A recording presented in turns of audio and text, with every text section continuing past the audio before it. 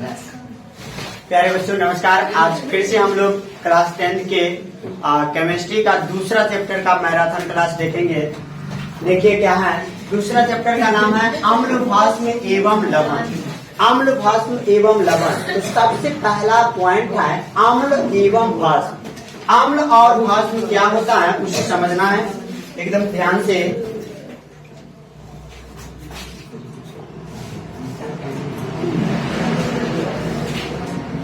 अम्ल भस्म एवं लवण को समझना है।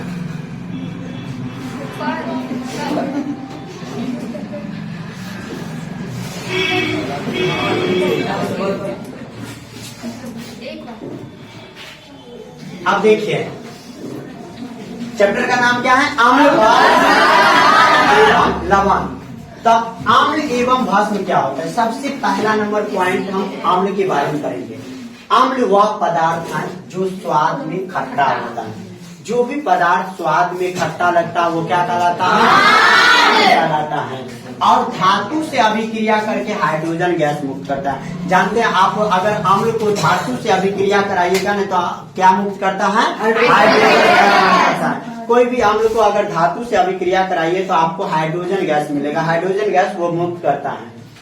अगला नंबर पॉइंट है, देखिए भस्म। भस्म वह पदार्थ है जिसका जलीय विलयन स्वाद में कड़वा होता है। देखिए अम्ल का जलीय विलयन स्वाद में खट्टा होता है, भस्म का जलीय विलयन स्वाद में। और अम्ल को उदासीन कर, मतलब अम्ल को उदासीन, ये क्या करता है, भस्म जो है ना अम्ल को उदासीन कर लवण बनाता है। एक बात बताइए, अम्ल और भस्म को एक साथ अभिक्रिया कराते हैं तो लवण बनता है कि नहीं बनता है, लवण तथा जल बनता है, जिसे दूसरी भाषा में हम लोग क्या बोलते हैं, उदासीनीकरण अभिक्रिया बोलते हैं ना, उदासीनीकरण अभिक्रिया। तो जब कोई अम्ल को भस्म के साथ अभिक्रिया कराते हैं तो क्या बनता है, उदासीन कर देता है। मतलब भस्म अम्ल को क्या करता है, उदासीन करके लवण बना देता है। अगला नंबर पॉइंट देखिए, विद्युत अपघट्य। क्या है, विद्युत अपघट्य। अब विद्युत अपघट्य क्या होता है, सभी अम्ल भस्म तथा लवण की जलीय विलयन का विद्युत संचालन करते हैं। मतलब जिन्हें हम विद्युत अपघट्य कहा जाता है, कहते हैं। मेरी बात को सुनिए, सबसे पहले तो ये समझिए, वे पदार्थ जो क्या कहते हैं, अम्ल भस्म तथा लवण के जलीय विलयन विद्युत का संचालन, ऐसा हम डायरेक्ट बोलते हैं। मतलब जो पदार्थ विद्युत का संचालन करता है उसे विद्युत अपघट्य पदार्थ कहते हैं। यानी तो अम्ल भस्म तथा लवण के जलीय विलयन जो है ना विद्युत का संचालन करता है। विद्युत का संचालन करने का मतलब विद्युत को एक भाग से दूसरे भाग तक ले जाते हैं। तो अम्ल भस्म और लवण का जलीय विलयन विद्युत का संचालन करते हैं, इसीलिए अम्ल भस्म और लवण को विद्युत अपघट्य पदार्थ कहा जाता है। क्या कहा जाता है, विद्युत अपघट्य पदार्थ कहा जाता है। अब देखिए विद्युत अनअपघट्य पदार्थ। विद्युत अनअपघट्य पदार्थ क्या होता है, वैसे यौगिक या विद्युत अनअपघट्य यौगिक बोलिए तो वैसे यौगिक जिनकी जलीय विलयन विद्युत का संचालन नहीं करते हैं। अभी जस्ट हमने बोले वैसा पदार्थ या वैसा यौगिक जो जिसका जलीय विलयन विद्युत का संचालन करता है, विद्युत को एक भाग से दूसरे भाग की ओर ले जाता है, वो विद्युत अपघट्य पदार्थ कहलाता है। और जो पदार्थ विद्युत का संचालन नहीं करता उसे विद्युत अनअपघट्य पदार्थ कहा जाता है। जो विद्युत का संचालन करे वो विद्युत अपघट्य पदार्थ है, जो संचालन न करे वो विद्युत, जो संचालन करे वो विद्युत अपघट्य, और जो संचालन न करे वो विद्युत अनअपघट्य पदार्थ। समझ गए। अगला नंबर पॉइंट देखिए,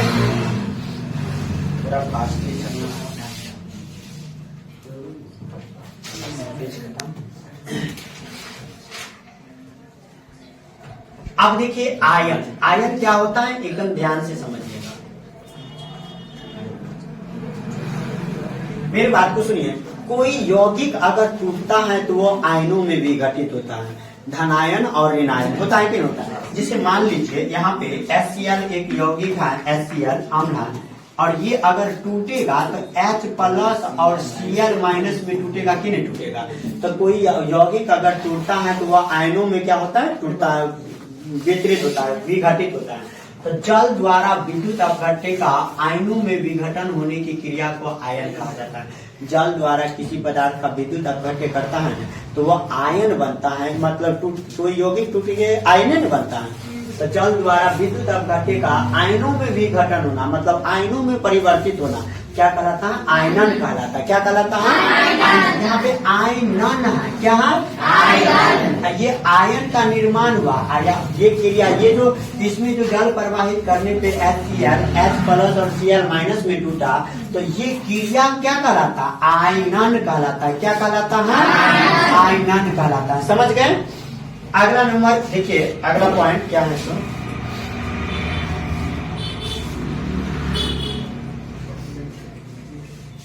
अर्हेनियस एक वैज्ञानिक थे। अर्हेनियस के द्वारा अम्ल एवं भस्म की परिभाषा, अर्हेनियस ने अम्ल और भस्म की परिभाषा कैसे दिया? अर्हेनियस बोला क्या? अम्ल वह पदार्थ है जो जल में घुलकर हाइड्रोजन आयन देता है। अभी डिफिनेशनों में बोले थे अम्ल को अगर जल में घुलाया जाए तो वह हाइड्रोजन आयन देगा।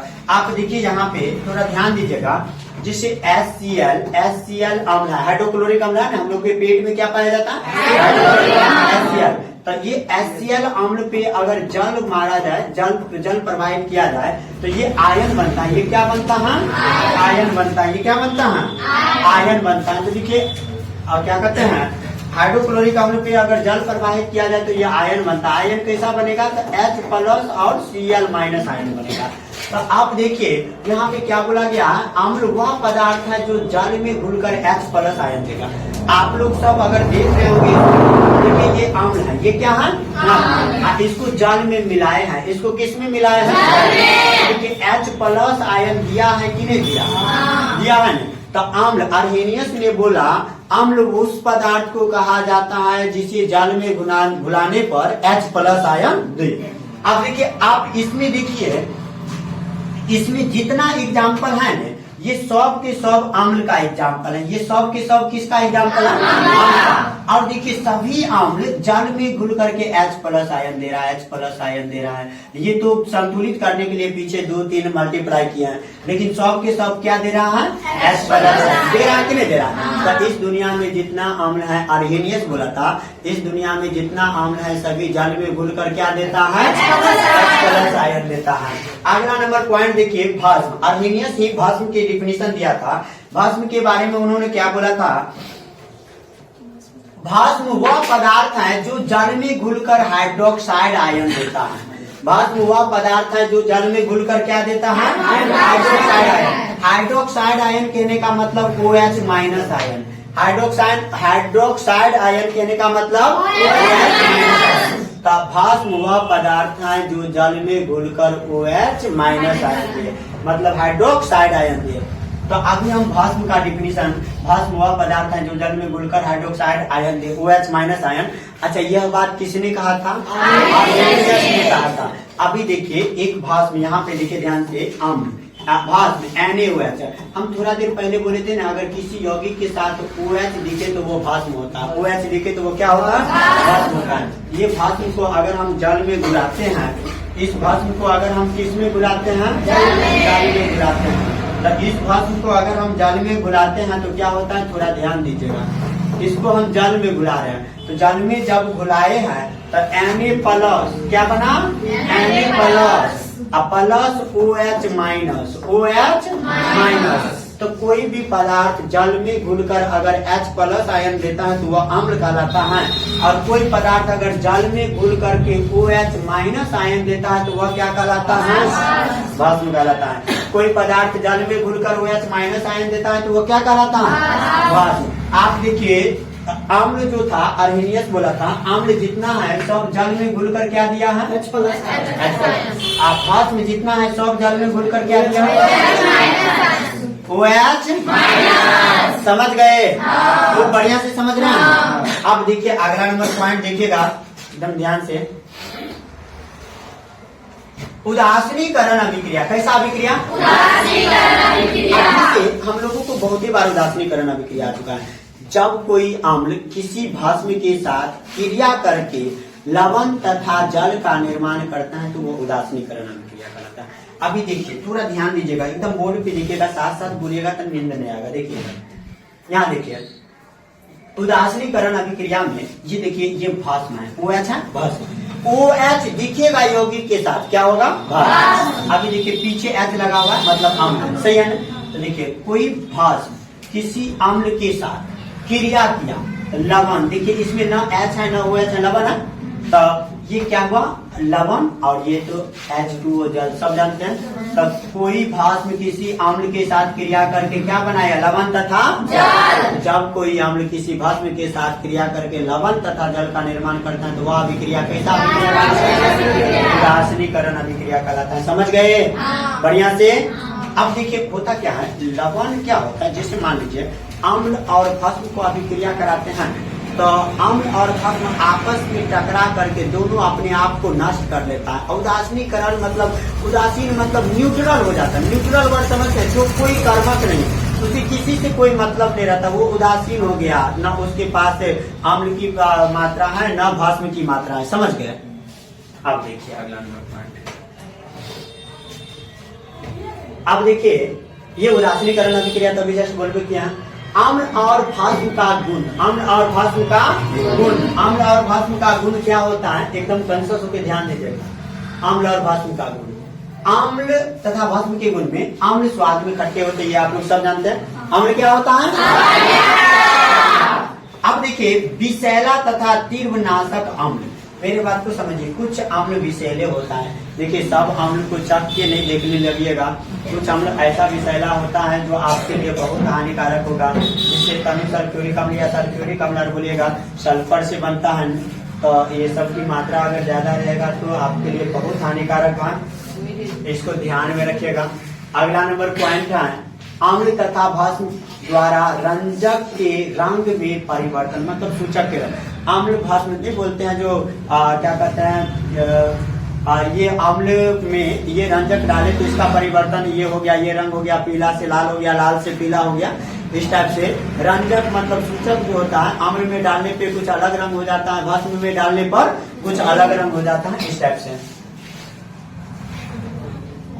अगला पॉइंट देखिए, ये यही है रंजक, जैसे लिटमस पत्र, अम्ल में अगर लिटमस पत्र को डालते हैं तो वो लाल कलर का निकलेगा, क्षारीय विलयन में डालेंगे तो नीला कलर हो जाएगा। मेथिल ऑरेंज को अगर हम अम्लीय विलयन में डालेंगे तो लाल कलर दिखेगा, क्षारीय विलयन में डालेंगे तो नीला कलर। मतलब एक विलयन है, समझे, दो गिलास में विलयन लिया है, एक अम्लीय विलयन एक क्षारीय विलयन है, क्षार मतलब भस्म, तो क्षारीय विलयन लिया है, तो क्या करते हैं उसमें, इसमें डालेंगे ना रंजक को तो कुछ अलग कलर दिखेगा, इसमें डालेंगे कुछ अलग कलर है, कौन कलर दिखेगा वो लिखा हुआ है, समझ गए। अब देखिए अगला पॉइंट, अम्ल तथा भस्म के साथ धातु की अभिक्रिया। कोई धातु अम्ल और भस्म के साथ अभिक्रिया करता है तो क्या बनता है, अभी देखिए हम दिखा रहे हैं। कोई धातु अम्ल और भस्म के साथ अभिक्रिया करके क्या बनाता है,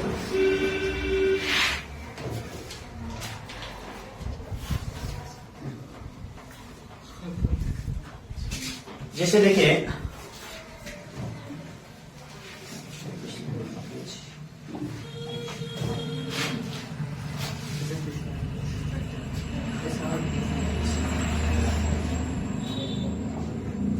देखिएगा, जैसे अम्ल तथा भस्म के धातु के साथ अभिक्रिया, यहाँ देखिए, यहाँ जैडन धातु है, जैडन धातु है, और ये एक और देखिए आप लोग क्या कहते हैं, ये जैडन धातु है और ये फेरस धातु है कि नहीं। और ये देखिए H2O सल्फ्यूरिक अम्ल है ना सर, H2SO4 सल्फ्यूरिक अम्ल होता है, और ये देखिए ये HCl तनु सल्फ्यूरिक मतलब हाइड्रोक्लोरिक अम्ल।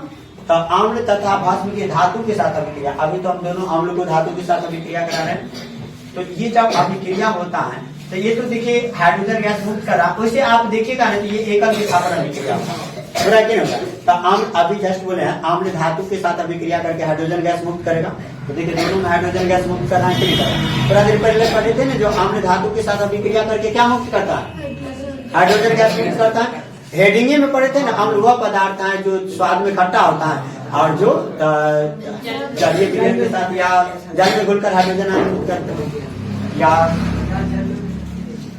धातु के साथ अभिक्रिया करके हाइड्रोजन गैस मुक्त करता है, जल में घुलकर नहीं।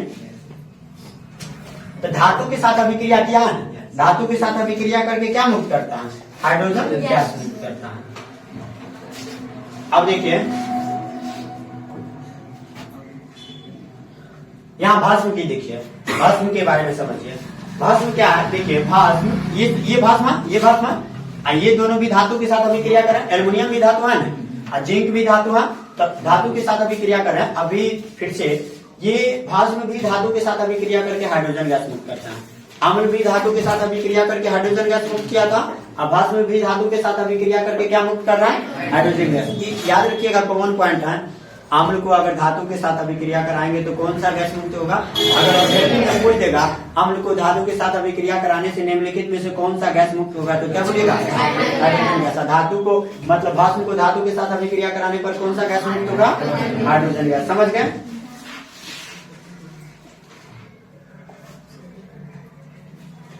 अब देखिए धातु के कार्बोनेट एवं बाइकार्बोनेट के अम्लों के साथ अभिक्रिया।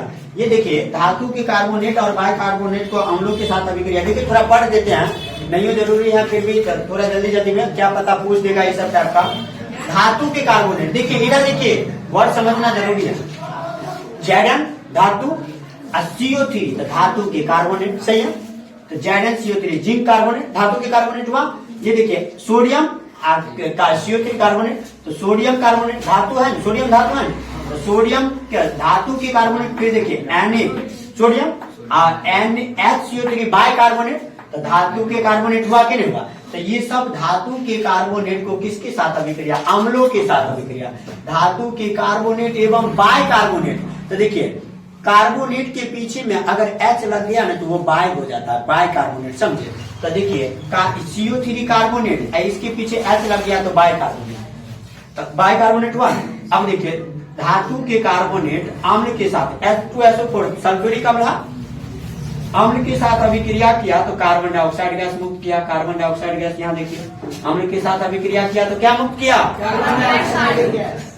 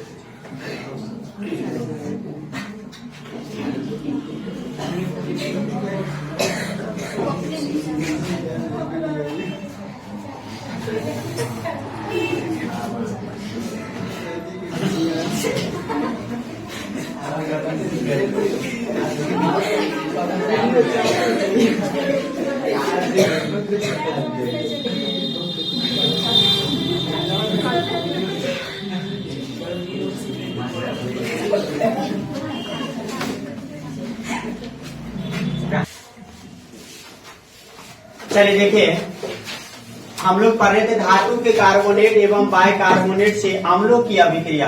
कोई धातु के कार्बोनेट और बाइकार्बोनेट से अम्लों की अभिक्रिया करेगा तो हम लोग देखे थे कार्बन डाइऑक्साइड गैस मुक्त करेगा। ये सब गैस बन बन के ऊपर की ओर उड़ रहा है, तो इसका मतलब ये मुक्त हो रहा है। अगला नंबर पेज में देखेंगे हम लोग क्या कहते हैं, अम्ल भस्म अभिक्रिया।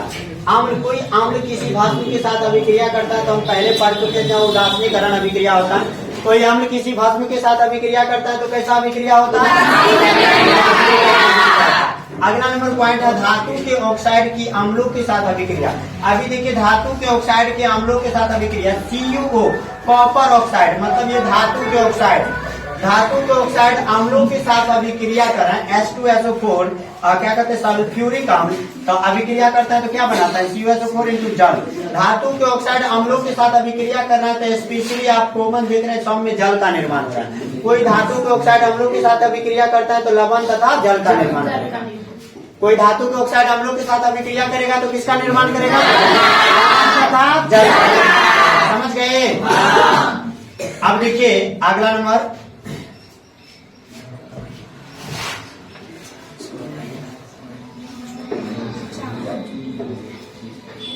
धातु के ऑक्साइड भी अम्लों के साथ अभिक्रिया करेगा तो जल का निर्माण करेगा। यहाँ पे देखिए अगला नंबर पॉइंट है अम्ल तथा जल की अम्ल तथा भस्म की जल से अभिक्रिया। तो अम्ल को जल में घुलाने पर ऊष्मा उत्पन्न होता है। कोई भी अम्ल को अगर जल में घुलाइएगा तो क्या उत्पन्न होगा? आज जाके ट्राई करिएगा, अम्ल को जल में घुलाने पे क्या उत्पन्न होता है? ऊष्मा उत्पन्न होता है। जिससे यह प्रमाणित होता है कि अम्ल तथा जल के बीच ऊष्माक्षेपी अभिक्रिया होता है। अच्छा, अम्ल को अगर जल में घुलाते हैं तो ऊष्मा उत्पन्न होता है, इसका मतलब अम्ल और जल के बीच अभिक्रिया करने से ऊष्मा का निर्माण होता है। तो कोई भी अभिक्रिया में अगर ऊष्मा का निर्माण होता है तो ऊष्माक्षेपी या ऊष्माशोषी, ऊष्माक्षेपी। अगर ऊष्मा का यूज होगा तो ऊष्माशोषी। समझ गए? अब देखिए, अम्ल और भस्म की शक्ति के आधार पर अम्ल को दो भागों में बांटा गया है और भस्म को दो भागों में बांटा गया है। अम्ल और भस्म की शक्ति के आधार पर अम्ल और भस्म को कितने कितने भागों में बांटा गया है? एक होता है प्रबल अम्ल, एक होता है दुर्बल अम्ल। जो अम्ल ताकतवर होता है उसे प्रबल अम्ल कहा जाता है, जो अम्ल कमजोर होता है उसे दुर्बल अम्ल कहा जाता है। कहने का मतलब ऐसा अम्ल जो जल में घुलकर पूर्णतः आयनित होकर काफी मात्रा में H+ आयन देता है। जैसे जल में घुलाते हैं अम्ल को, अगर जल में घुलाते हैं तो H+ आयन देता है। तो जो अम्ल जल में घुलकर अधिक मात्रा में H+ आयन दे वो प्रबल अम्ल कहलाता है, मतलब शक्तिशाली अम्ल। और जो अम्ल जल में घुलकर कम मात्रा में H+ आयन दे वो दुर्बल अम्ल कहलाता है, मतलब कमजोर अम्ल। समझ गए? अगला नंबर पॉइंट देखिए,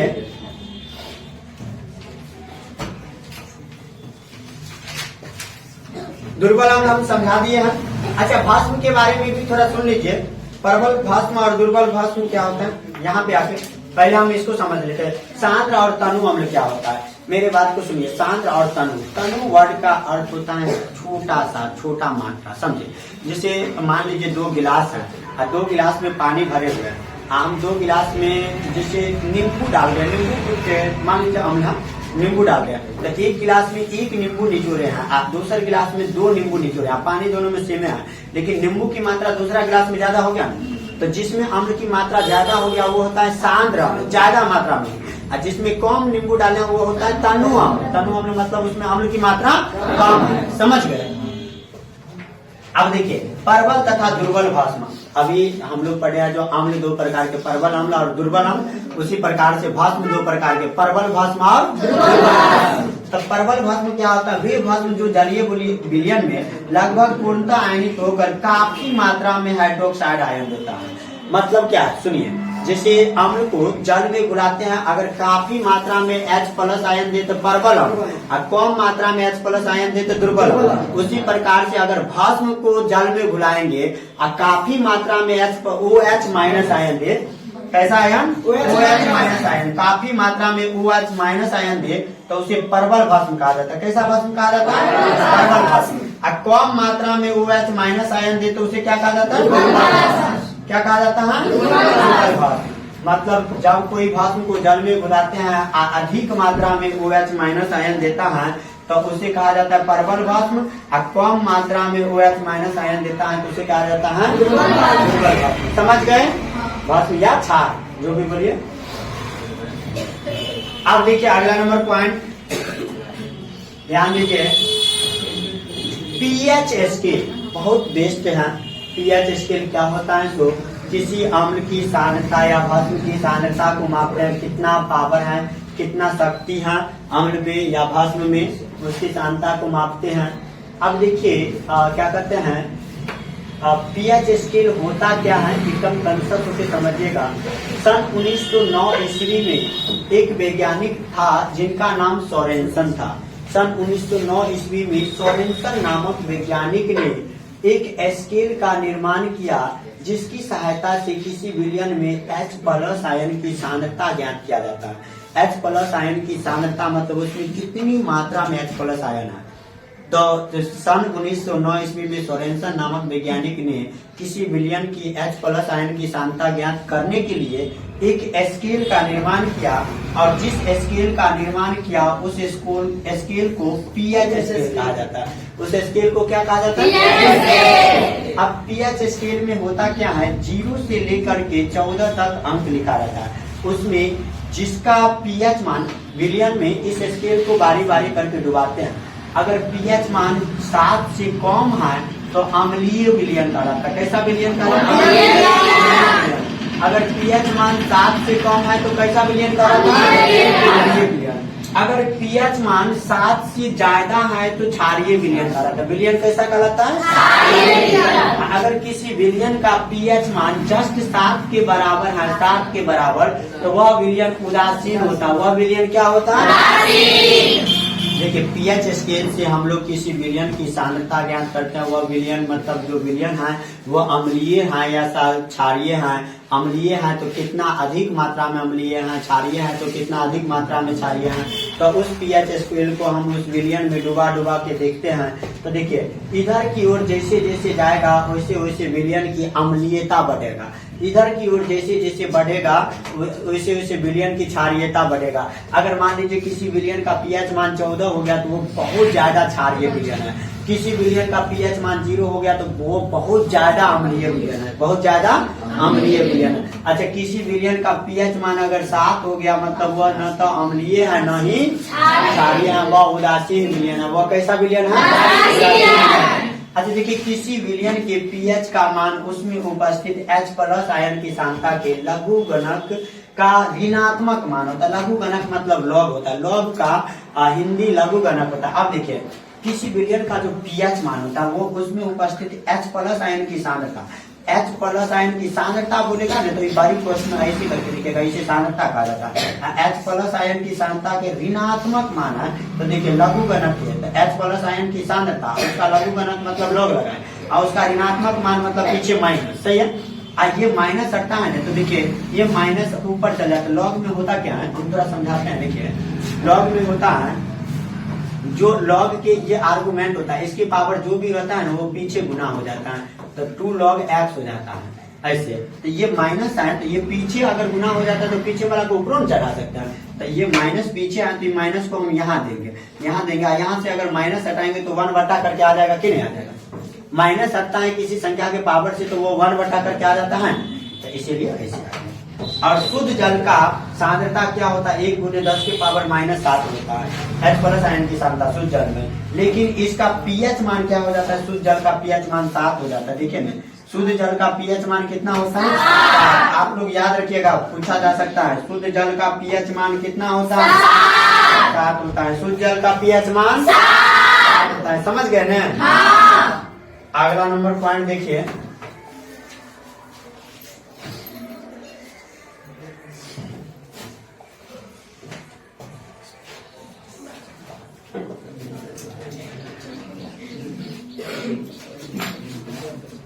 थोड़ा ये सब वाला ये सारणी को थोड़ा याद कर लीजिएगा, एग्जाम में आपको काम देगा। बहुत बेस्ट सारणी है, यहाँ से भी पूछा जा सकता है। आमाशय रस का पीएच मान 1.0, नींबू का पीएच मान 2.5, इस टाइप का ये सब याद कर लीजिएगा। एक पॉइंट है पाचन तंत्र में पीएच का महत्व क्या होता है। पाचन तंत्र में पीएच का महत्व क्या होता है, मेरी बात को समझिए एकदम ध्यान से। हम पहले से बोलते आ रहे हैं हमारे पेट में, हम लोगों के पेट में कौन सा अम्ल पाया जाता है, हमारे पेट में क्या पाया जाता है। जो हमारे पेट में अम्ल पाया जाता है उस अम्ल का पीएच मान कितना 1.0 मतलब ए क्या होता है पीएच। हाइड्रोक्लोरिक अम्ल का पीएच मान कितना होता है। जब हमारे पेट में इस हाइड्रोक्लोरिक अम्ल की मात्रा बढ़ जाता है तो गैस का शिकार हो जाते हैं हम लोग। गैस का शिकार हो जाता है तो उस गैस को नष्ट करने के लिए हम लोग एंटासिड नामक एक दवा का यूज करते हैं। अच्छा गैस को कौन मारेगा, भस्म, भस्म मतलब छाप। तो देखिए सुनिए हल्के भस्म का इस्तेमाल करना पड़ता है जिसे एंटासिड कहा जाता है। मेरी बात को सुनिए, हमारे पेट में ये जो HCl है, HCl एक प्रकार का गैस है और ये गैस अम्ल के रूप में क्योंकि हाइड्रोक्लोरिक अम्ल है और इस अम्ल को नष्ट करना है तो अम्ल को नष्ट भस्म करेगा या क्षार करेगा। तो ये एंटासिड या कोई प्रकार का क्षार है उसका यूज करिए, आपका सही हो जाएगा गैस का शिकायत। अब देखिए आपका ऐसा जैसे मान लीजिए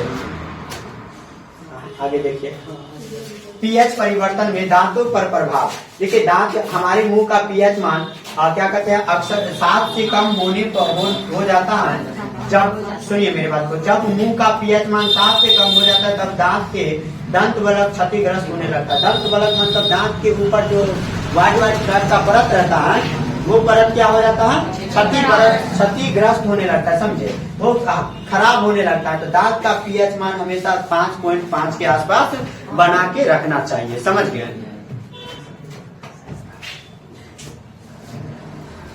अच्छा एक बात बताइए, ये भी पॉइंट बहुत बढ़िया है। देखिए थकान के समय थकान के समय हमारे शरीर की मांसपेशियों की अम्ल की उत्पत्ति।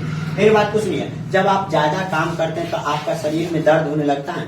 तो शरीर में दर्द क्यों होता है? यहाँ देखिए हम पढ़ाए होंगे आप लोग को, जब हम ज्यादा काम करते हैं तो हमारे शरीर से लैक्टिक अम्ल की उत्पत्ति होता है, लैक्टिक अम्ल बनता है। कौन सा अम्ल बनता है? लैक्टिक। हमारे शरीर में जब कोई भी व्यक्ति शरीर परिश्रमी काम करता है, परिश्रम वाला ज्यादा मेहनती या ज्यादा देर तक काम करता है तो उसके शरीर में लैक्टिक अम्ल का निर्माण होता है। और ये लैक्टिक अम्ल के कारण ही हम लोगों को थकान महसूस होता है। लैक्टिक अम्ल के कारण ही हम लोगों को क्या महसूस होता है? थकान महसूस होता है। ये देखिए लैक्टिक अम्ल यहाँ पे है, सुनिए।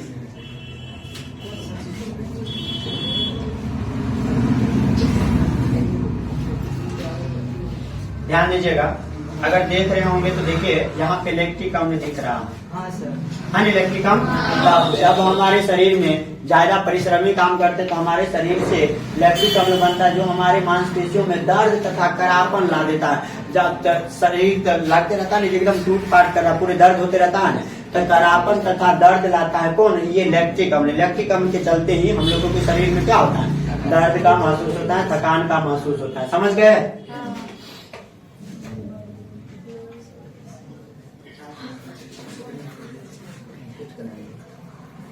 अम्ल के प्रयोग से हम लोग बर्तन के धब्बे दूर करते हैं। बर्तन जब आप घर में जो खाना बनाते हैं उसमें देखिएगा बर्तन में कभी कभी धब्बा लग जाता है तो उसमें नींबू मारते हैं, तो नींबू मार करके तब साफ करते हैं तो थोड़ा अच्छा से साफ होता है। तो अम्ल के प्रयोग से क्या होता है? बर्तनों के धब्बे को दूर किया जा सकता है। फिर आप देखिए मिट्टी का पीएच मान, तो मिट्टी का पीएच मान अक्सर 7 के आसपास रहना चाहिए। अगर मिट्टी का पीएच मान 7 के आसपास है तो वहाँ पौधा की ग्रोथ अच्छा से होगा। आप देखिएगा कहीं कहीं मिट्टी का पीएच, मिट्टी का अम्लीयता ज्यादा बढ़ जाता है तो देखिएगा जब गाछ लगाते हैं तो उसके जड़ में चूना मारते हैं।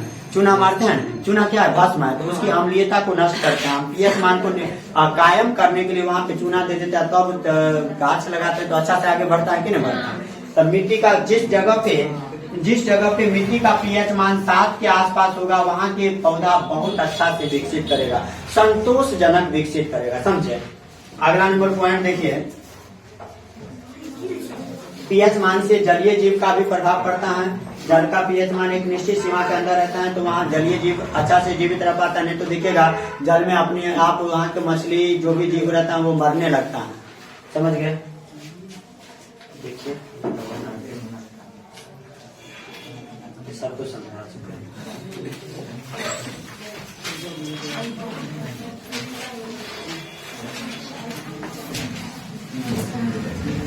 अभी देखिए इसमें एक पॉइंट है, बहुत बढ़िया पॉइंट है, इसको समझना है, थोड़ा कंसर्ट होइए, ध्यान दीजिएगा। बहुत अच्छा पॉइंट है, थोड़ा देखिए कंसर्ट होइए। क्या है? सो लवण में 2 मूलक विद्वान होता है। लवण में कितने मूलक विद्वान होता है? 2 मूलक। एक मूलक भस्म से प्राप्त होता है जिन्हें भास्मिक मूलक कहा जाता है, और भास्मिक मूलक धनावेशित होता है। दूसरा मूलक अम्ल से प्राप्त होता है जिसे अम्लीय मूलक कहते हैं। मेरी बात को सुनिए, लवण क्या होता है एकदम कंसर्ट होकर सुनिए। जैसे एक होता है HCl हाइड्रोक्लोरिक अम्ल प्लस NaOH, ये अम्ल और भास्म अभिक्रिया करता है तो किसका निर्माण करता है? और लवण तथा जल का NaCl प्लस H2O इसका निर्माण करता है लवण तथा उदासीनीकरण अभिक्रिया है। इसमें संतुलित अपना करते रहिएगा, जो भी संतुलित जहाँ जो करना है, लेकिन बस हम समझा रहे हैं। एक अम्ल एक भास्म के साथ अभिक्रिया करके लवण तथा जल का निर्माण करना है। अब देखिए लवण कौन है? तो लवण ये है, NaCl क्या है? लवण। तो ये हमने क्या बोले?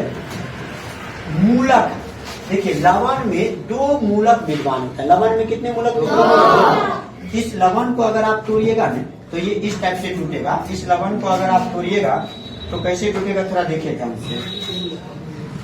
इस लवण को अगर आप तोड़ रहे हैं तो ये टूटेगा इस टाइप से, Na प्लस और Cl माइनस, Na प्लस और Cl माइनस। लवण को तोड़ेंगे तो इस टाइप से टूटेगा। तो अब देखिए लवण में 2 मूलक विद्वान होता है। एक मूलक जो भास्म से प्राप्त होता है। मेरी बात को सुनिए, इस लवण में क्या 2 मूलक विद्वान है? 2 मूलक विद्वान है। अच्छा, एक Na प्लस है, एक Cl माइनस। अच्छा बताइए Na प्लस कहाँ से आया है? NaOH से आया है। अच्छा ये देखिए, ये आप लोग सब जानते हैं ये अम्ल है, ये क्या है? और ये क्या है? भास्म। तो Na+ कहाँ से मिला है? भस्म से मिला है। तो इसीलिए कहा जाता है भस्म से प्राप्त मूलक को भास्मिक मूलक कहा जाता है। भस्म से प्राप्त मूलक को क्या कहा जाता है? भास्मिक मूलक। लवण में कितना मूलक होते हैं? 2 मूलक होते हैं। भस्म से प्राप्त मूलक को क्या कहा जाता है? भास्मिक मूलक। अच्छा, अम्ल से प्राप्त मूलक को? अच्छा, एक बात बताइए, ये Cl- कहाँ से प्राप्त हुआ? NaCl से प्राप्त हुआ है। NaCl क्या है? अम्ल है। तो अम्ल से प्राप्त मूलक को क्या कहा जाता है? अम्लीय मूलक। जो मूलक अम्ल से प्राप्त होगा उसे क्या कहेंगे? जो अम्ल भस्म से प्राप्त होगा उसे भास्मिक मूलक। ध्यान में रहेगा? कोई दिक्कत? नो दिक्कत। चलिए देखिए, अब देखिए लवण के प्रकार, लवणों के नामकरण। अब मेरी बात को सुनिए ध्यान से, थोड़ा देखिए। यहाँ पे लवणों के वर्गीकरण में सामान्य लवण, अम्लीय लवण, उसके बाद भास्मिक लवण दिया हुआ है। लवण को कितने भागों में बांटा गया? सामान्य लवण, अम्लीय लवण और भास्मिक लवण। तो देखिए वैसे लवण जिनमें विस्थापनशील हाइड्रोजन समूह नहीं होता है। मेरी बात को सुनिए, जिन लवण में विस्थापनशील, हमने क्या बताए थे लवण में, हम तो कभी समझने के लिए बताए थे जहाँ हाइड्रोजन नहीं रहेगा, लेकिन ऐसा नहीं समझेगा, हम क्या बोले जो अक्सर नहीं रहता। तो जिन लवण में विस्थापनशील हाइड्रोजन नहीं होता है उसे सामान्य लवण कहा जाता है। आप देखिए यहाँ पे जितना लवण है इसमें कहीं पे हाइड्रोजन दिख रहा है? हाइड्रोजन बोलिएगा, यहाँ पे दिख रहा है। ये हाइड्रोजन जो है ना NH4 और ये Cl, ये इसमें से हाइड्रोजन कितना आप अभिक्रिया करा लीजिए, इसमें से हाइड्रोजन छूटने वाला नहीं है, समझे? तो विस्थापनशील हाइड्रोजन मतलब जहां से हम हाइड्रोजन खींच सकते हैं, अलग कर सकते हैं, वो हुआ विस्थापनशील हाइड्रोजन। तो जिन लवण के पास विस्थापनशील हाइड्रोजन नहीं होता है उसे सामान्य लवण कहा जाता है। जिस लवण के पास विस्थापनशील हाइड्रोजन नहीं होता उसे क्या कहा जाता है? अब देखिए अम्लीय लवण, किसी लवण के अणु में उपस्थित विस्थापनशील हाइड्रोजन परमाणु को धातु द्वारा अंशतः विस्थापित करने से के फलस्वरूप बने लवण को अम्लीय लवण कहा जाता है। दूसरी भाषा में समझिए, ये भाषा थोड़ा लंबा है। वे लवण जो किसी भस्म द्वारा किसी अम्ल के अपूर्ण उदासीनीकरण के कारण, मेरी बात को सुनिए, उदासीनीकरण अभिक्रिया होता है। उदासीनीकरण अभिक्रिया में अम्ल भस्म दोनों नष्ट होकर के लवण बनता है, लेकिन अपूर्ण उदासीनीकरण मतलब पूर्णतः उदासीन नहीं होगा। अपूर्ण उदासीनीकरण के फलस्वरूप अगर कोई लवण बन रहा है, हैंडल ठीक है, लवण की मात्रा, अम्ल की मात्रा कम दिया, भस्म की मात्रा ज्यादा दिए, तो क्या पूरे अम्ल को खत्म कर पाएगा? नहीं खत्म कर पाएगा। भस्म की मात्रा ज्यादा दिए तो पूरे भस्म को नहीं खत्म कर पाएगा। अगर अम्ल की मात्रा ज्यादा दिए तो पूरे अम्ल की नहीं खत्म कर पाएगा। तो अगर उदासीनीकरण पूर्णतः नहीं हुआ तो उसके जो लवण प्राप्त होता है उसे अम्लीय लवण कहा जाता है, क्योंकि इसमें अम्ल की मात्रा, तो अम्ल देखिए, अम्लीय लवण मतलब अम्ल ज्यादा है भस्म कम है, तो उदासीन तो करेगा लेकिन पूर्णतः उदासीन नहीं कर पाया। अगला नंबर पॉइंट है भास्मिक लवण। भास्मिक लवण में क्या होता है? फिर से वही हाल हुआ, भस्म की मात्रा ज्यादा और अम्ल की मात्रा कम देंगे तो पूरे भस्म को खत्म कर पाएगा? नहीं कर पाएगा, तो थोड़ा मोड़ा बच जाएगा, तो वो क्या हो जाएगा? भास्मिक लवण हो जाएगा। अब देखिए लवण के गुण, किसके गुण? लवण के गुण। लवण के गुण क्या होता है? एकदम कंसस होकर ध्यान दीजिए। अब देखिएगा एकदम ध्यान से, परवल अम्ल तथा परवल भस्म से बने लवणों का जलीय विलयन उदासीन होता है। मेरी बात को सुनिए, दोनों ताकतवर है, तो दोनों अगर एक दूसरे से भिड़ेगा तो पूर्णतः नष्ट हो जाएगा कि नहीं? नष्ट हो जाएगा। परवल, अम्ल भी परवल है और भस्म भी परवल है, दोनों के दोनों परवल है, दोनों ताकतवर है, तो पूर्णतः उदासीन हो गया। जलीय लवणों का जलीय विलयन क्या होगा? उदासीन होगा। लेकिन यहाँ पे देखिए, परवल अम्ल तथा दुर्बल भस्म से बने लवणों का जलीय विलयन, अम्ल परवल है और भस्म दुर्बल है। अम्ल क्या है? परवल। अम्ल ताकतवर है लेकिन भस्म क्या है? दुर्बल है, तो अम्ल की मात्रा बच जाएगा कि नहीं बच जाएगा? तो जलीय विलयन क्या होगा? अम्लीय होगा, जिसकी मात्रा बचा वो होगा। अब देखिए, दुर्बल अम्ल तथा परवल भस्म, अब भस्म ताकतवर है लेकिन अम्ल क्या है? कमजोर है, तो कैसा जलीय विलयन कैसा बनेगा? क्षारीय जलीय विलयन बनेगा, क्योंकि भस्म ताकतवर है। अब जो है कुछ उपयोगी लवण है जिसको देख लेना है आगे।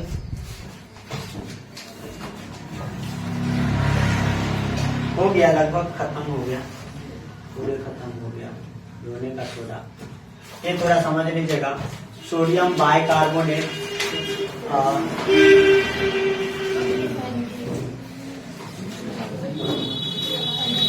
देखिए बेकिंग पाउडर बनाने में खाने के सोडा सोडियम बाइकार्बोनेट, खाने के सोडा का दूसरा नाम क्या है? Sodium bicarbonate. सोडियम बाइकार्बोनेट को हम खाने का सोडा भी कर सकते हैं, क्योंकि भोजन सामग्री में यूज करते हैं खाने के सोडा का। NaHCO3, देखिए बाई मतलब, देखिए मेरे बात को समझिए, देखिए HCO3 मतलब बाइकार्बोनेट तो हुआ, लेकिन Na लग गया तो मतलब सोडियम बाइकार्बोनेट, इसे ही बोला जाता है खाने का सोडा। इसे ही क्या बोला जाता है? खाने का सोडा। अगर आप लोग से ऑब्जेक्टिव क्वेश्चन पूछा जाए खाने का सोडा का अणुसूत्र क्या होता है, तो NaHCO3। खाने के सोडा का, किसका? खाने के सोडा का अणुसूत्र होता है NaHCO3। समझ गए ना? आप देखिए अगला नंबर को आएंगे, सोडियम कार्बोनेट। सोडियम कार्बोनेट को धोने का सोडा कहा जाता है। सोडियम कार्बोनेट देखिए NaCO3 में जल के 10 अणु अगर मिला देते हैं ना 10H2O, तो वो धोने का सोडा हो जाता है, जिससे साफ उठ करते हैं। समझे? अगला नंबर पॉइंट है क्या करते हैं, ये सब गुण पढ़ लीजिएगा, लेकिन एक उत्फुल्लन है, उत्फुल्लन को थोड़ा समझना है। धोने के सोडा को जो है ना खुली हवा में खुला छोड़ने पर रवाकरण का जल त्याग करता है। समझे? जब धोने के सोडा को खुली हवा में छोड़ते हैं तो वो रवाकरण का जल त्याग करता है। जो सोडियम बाइकार्बोनेट मोनोऑक्साइड का चूर्ण बनना, सुनिए, इसमें जो है ना रवाकरण का जल त्याग कर सोडियम कार्बोनेट और मोनोऑक्साइड का चूर्ण बनना उत्फुल्लन कहलाता है। धोने के सोडा को खुली हवा में छोड़ते हैं तो ये रवाकरण से जल त्याग करके सोडियम बाइकार्बोनेट मोनोऑक्साइड का चूर्ण बनाता है, जिसे क्या कहा जाता है? उत्फुल्लन कहा जाता है। समझ गए? इसको जस्ट पढ़ दिए। ये उपयोग देख लीजिएगा, यहाँ पे एक पॉइंट है, इसको देखना जरूरी है। प्लास्टर ऑफ पेरिस, इसको संक्षेप में POP कहा जाता है। प्लास्टर ऑफ पेरिस को संक्षेप में POP कहा जाता है, और इसका अणुसूत्र CaSO4 का होल 2 इंटू हाफ H2O होता है। H2O या CaSO, देखिए यहाँ पे CaSO4 का होल 2 देंगे तो H2O, अगर होल 2 नहीं दे रहे हैं तो हाफ H2O लगाएंगे। समझे? इसी को कहा जाता है calcium sulphate hemihydrate. Calcium sulphate hemihydrate. और इसी POP का उपयोग जब हम लोगों का हाथ पैर का कोई हड्डी टूट जाता है तो उसमें प्लास्टर में जो लगाता हूँ व्हाइट प्रकार का भुस्सी, वही को कहा जाता है क्या? POP, plaster of Paris. समझ गए? अब देखिए, लवण जिनमें रवाकरण के जल होते हैं उसे जलयोजित लवण कहा जाता है। कोई अगर आपसे पूछेगा जलयोजित लवण किसे कहा जाता है, तो जिन लवण में रवाकरण के जल होता है उसे क्या कहा जाता है? जलयोजित लवण। ध्यान देगा नहीं? चलिए, हम लोगों का दूसरा क्लास भी, दूसरा चैप्टर भी खत्म हो गया। अब अगला क्लास में अगला चैप्टर के बारे में पढ़ेंगे अच्छा से।